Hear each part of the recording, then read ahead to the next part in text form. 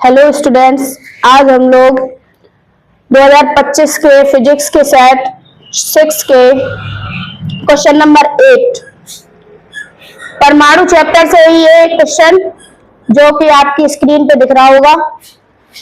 इसमें क्या दिया गया है? हाइड्रोजन परमाणु के लिए ऊर्जा स्तर आरेख बनाइए। इसमें लाइमन श्रेणी की प्रथम रेखा तथा बामर श्रेणी की द्वितीय रेखा के संक्रमणों को दर्शाइए। इनकी तरंग दैर्घ्य का अनुपात ज्ञात करें, जो कि En बराबर दिया गया है। जो हाइड्रोजन स्पेक्ट्रम होता है, हाइड्रोजन स्पेक्ट्रम को 5 श्रेणियों में विभाजित किया गया है। नंबर 1 लाइमन श्रेणी, नंबर 2 बामर श्रेणी, नंबर 3 पास्टन श्रेणी, नंबर 4 ब्रैकेट श्रेणी, नंबर 5 फुंड श्रेणी। इस तरह से हाइड्रोजन स्पेक्ट्रम को 5 श्रेणियों में विभाजित किया गया है। इसमें आपको हाइड्रोजन परमाणु के लिए लाइमन श्रेणी के लिए और बामर लाइमन श्रेणी की प्रथम रेखा के लिए और बामर श्रेणी की द्वितीय रेखा के लिए तरंग दैर्घ्यों का अनुपात हमें ज्ञात करना है। तो सबसे पहले आरेख इसका देखेंगे। तो हाइड्रोजन परमाणु के लिए हाइड्रोजन स्पेक्ट्रम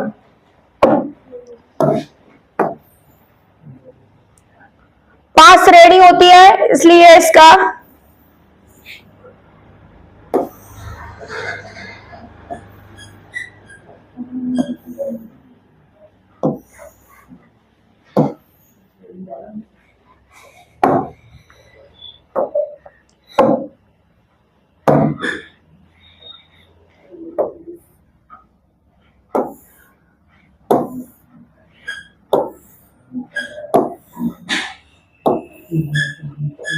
ये आपकी पहली श्रेणी होती है लाइमन श्रेणी। लाइमन श्रेणी जिसमें En यहाँ पे ऊर्जा स्तर होता है। En को ऊर्जा स्तर कहते हैं। En इक्वल टू होता है -13 पॉइंट अपॉन में n स्क्वायर। n स्क्वायर इन रेखाओं की संख्या है, यानी n equal to 1, n equal to 2, n equal to 3,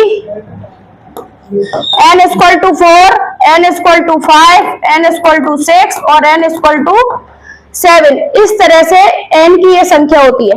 ये n की संख्या इस सूत्र में रखकर आप इनके लाइमन, बामर, पास्टन, ब्रैकेट और फुंड श्रेणियों के ऊर्जा स्तर निकाल सकते हैं।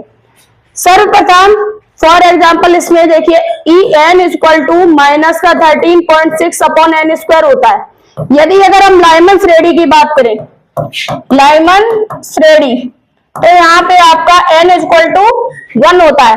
तो n की जगह पे 1 पुट करेंगे तो E1 इक्वल टू हो जाएगा -13.6 अपॉन में n का स्क्वायर। n क्या है? 1 तो 1 का स्क्वायर हो जाएगा यहाँ पे। तो E1 इक्वल टू क्या आएगा? -13.6 EV। EV का मतलब होता है इलेक्ट्रॉन वोल्ट। ये आपकी लाइमन श्रेणी। अब दूसरे स्तर पे आएगी बामर श्रेणी। ये आपकी बामर श्रेणी, ठीक। इस तरह से E2 आपका आएगा -3.4 EV। ये आपकी ब्रैकेट श्रेणी, ब्रैकेट श्रेणी। तो हाइड्रोजन परमाणु के लिए जो ऊर्जा स्तर होता है वो आपकी स्क्रीन पे दिख रहा है, ठीक है। अब इसमें एक और क्वेश्चन दिया गया है। इसमें लाइमन श्रेणी की प्रथम रेखा तथा बामर श्रेणी की द्वितीय रेखा के संक्रमणों को दर्शाना है। तो सबसे पहले लाइमन श्रेणी। तो लाइमन श्रेणी क्या होता है? लाइमन श्रेणी तो जब किसी तत्व का इलेक्ट्रॉन या तत्व का परमाणु उच्च ऊर्जा स्तर से प्रथम ऊर्जा स्तर में आता है, तो जो स्पेक्ट्रम होता है वो परावैगनी क्षेत्र में प्राप्त होता है। इसे हम लाइमन श्रेणी कहते हैं। लाइमन श्रेणी का सूत्र होता है 1 upon lambda equal to R, 1 upon 1 का स्क्वायर माइनस 1 अपॉन n का स्क्वायर। n इक्वल टू यहाँ पे 2, 3, 4 डॉट डॉट डॉट 2 3 4 का मतलब है यहाँ पे जो 2 है ये प्रथम रेखा होगी, जो 3 है ये द्वितीय रेखा होगी। ऐसे ही आपकी बामर श्रेणी,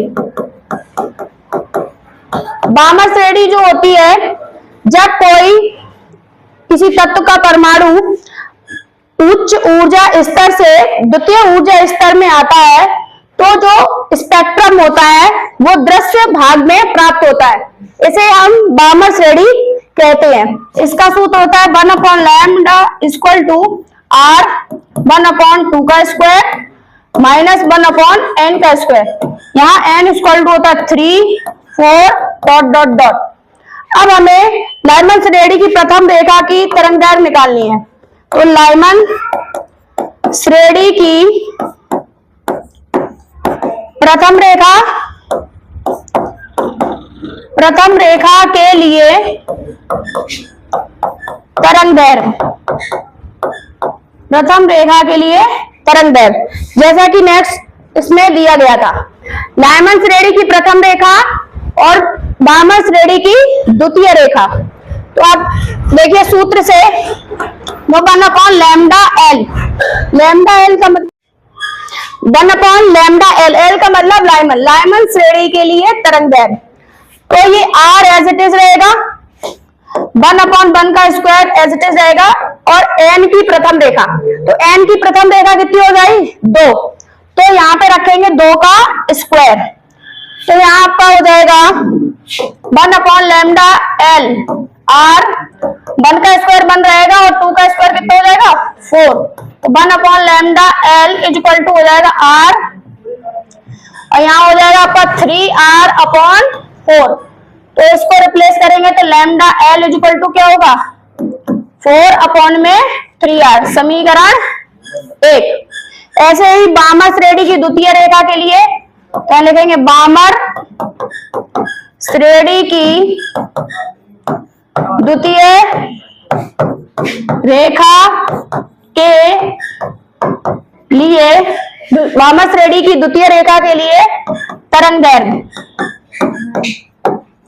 ठीक है, द्वितीय रेखा के लिए तरंगदैर्घ्य हो जाएगी lambda B for Balmer, r 1/2 का स्क्वायर माइनस 1/, द्वितीय रेखा। अब देखो यहाँ पे जो 3 है ये प्रथम रेखा है और जो 4 है ये द्वितीय रेखा है, तो यहाँ पे हो जाएगा आपका 4 का स्क्वायर, 1/लैम्डा B equal to r same रहेगा 1/4 माइनस 1/16, तो इससे आपका आएगा 16 एलसीएम आ जाएगा, और यहाँ पे आ जाएगा आपका 4 माइनस यानी 3r, ठीक। अब इसको रिप्लेस कर देंगे तो यहाँ पे आएगा lambda B equal to 16/3r, इसको डालेंगे समीकरण 2।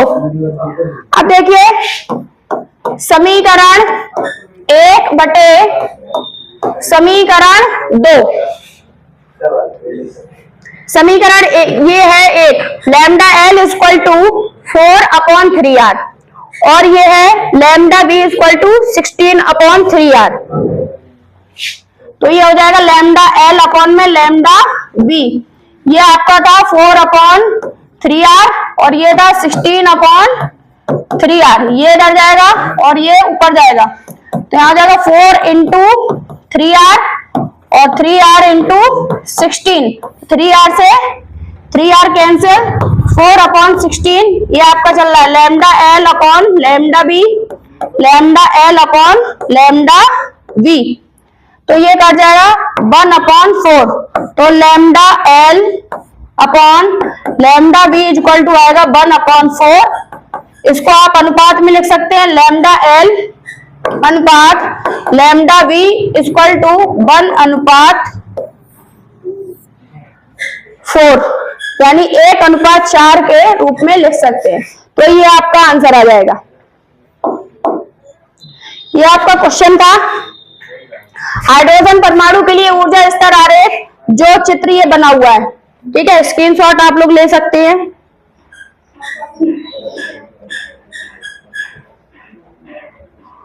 कोई लेना चाहे।